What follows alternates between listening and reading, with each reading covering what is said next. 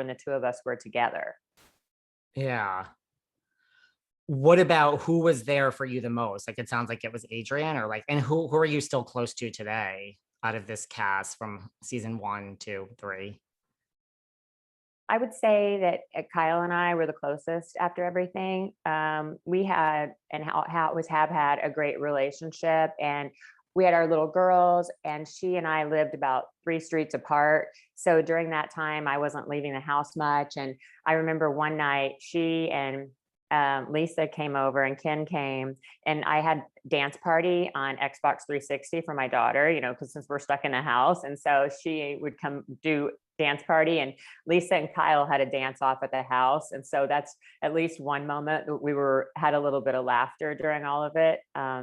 But definitely Kyle and Lisa were there for me the most. Adrian and I had a lot of tension in our relationship toward the end and toward the finale, because at that point, I think she was so fed up with the roller coaster that, you know, I hate him, I love him, I hate him, I love him, and you got to go with me. You have to hate him when I hate him and love him when I love him. And she was just completely fed up after so many years by my side. And that happens so frequently in these situations. And I always just say to people, please try to stand by a victim and don't walk away from them. I know the roller coaster isn't fair and it's really difficult, but everyone needs an exit plan. The most dangerous time in an abusive relationship is when someone decides to leave, because abuse is all about control. So the biggest time when someone's losing control is when the victim finally says, I'm out. Now all control is lost. And that's when the real crazy things can potentially happen. Right, because it is all about control, and then there's no control. I mean, you're leaving. Yes. Was that why, and we don't need to dwell on this too much, but like, was that, do you think, what it was for Russell? Like, just, I mean, was it like, you're really leaving? Like, I can't handle this? Or was it like, this is a TV show and this is now coming out about me? Or was it like all the financial stuff that then came out after that he was in such debt? Or was it like probably all of the above? I think it was a combination. It was interesting because after, one of my girlfriends used to tell me, if you would just stand up to him, he wouldn't treat you like this all the time. And there's a risk in that. I'm not recommending that. He had told me on a few occasions, the next time I hit you, you should hit me back. And then one day he was hitting me in the car, and I kind of threw my hand up at him, and he grabbed a hold of my hand and he looked at me like that was going to be the day he was going to kill me. And the next day he said, don't ever hit me back again. That was a terrible idea. And so he would try, I think, to find a way to say, okay, I know I'm wrong. So next time I hit you, hit me back. But he shouldn't even be thinking like, okay, the next time I hit you, you know, it should be, I'm not ever going to hit you again. And then we don't even have to have this conversation. But I think that when I finally left and I filed for divorce, there were several things going on. One, he was very concerned that I was going to press charges and what that would look like from a criminal standpoint. And then there was some chatter that even if I didn't press charges, that the DA in Beverly Hills might do something in that vein because it was such a public case. And so there was that looming around. And then the financial pressure, which I wasn't aware of, but later all came out and was all left to me, unfortunately. And then the other thing was interesting to him. So when I finally felt, he became the nicest person in the world. Or settlements, he was always there. You broke up again. I lost you again. Let me repeat that. Sorry. Yeah, it's okay. I mean, here, I think I can take you to another room. Would that be better? I'm going to move you.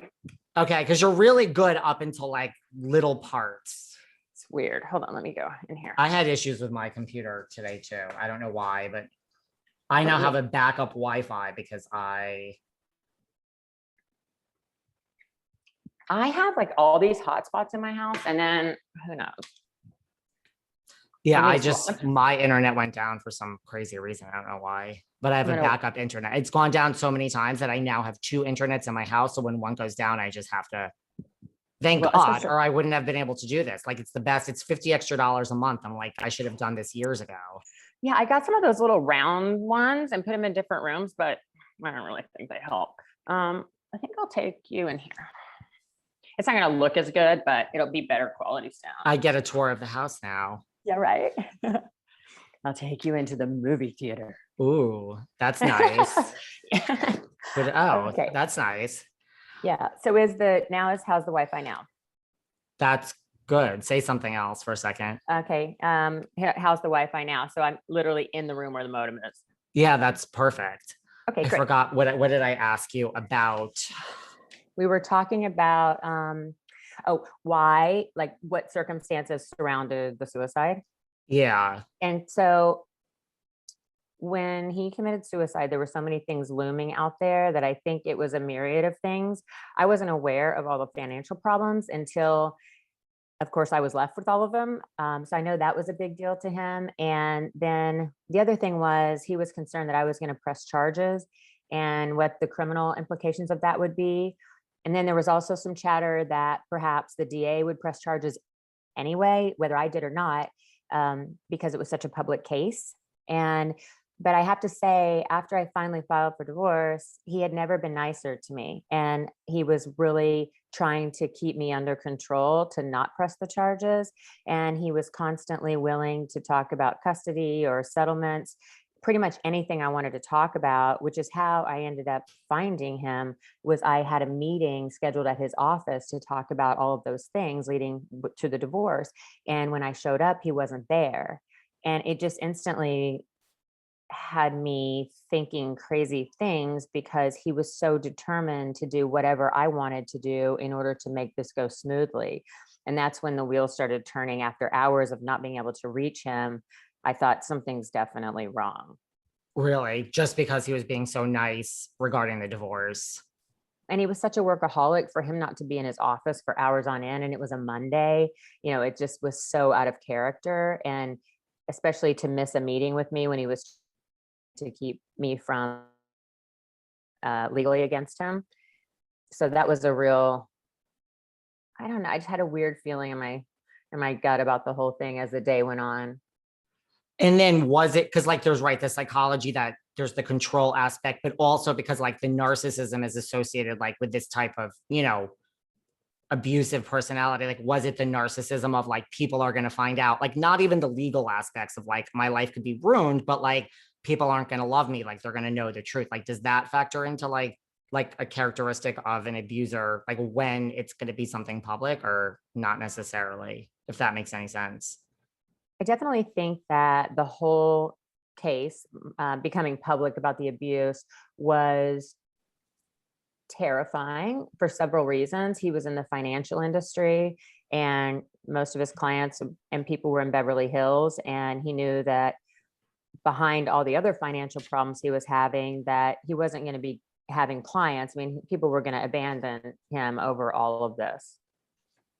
That makes sense too. Do you watch Beverly Hills Housewives? I'm just switching gears now. Do you watch Beverly Hills? Have you watched it throughout the years? I do not watch the Housewives shows, and not because I don't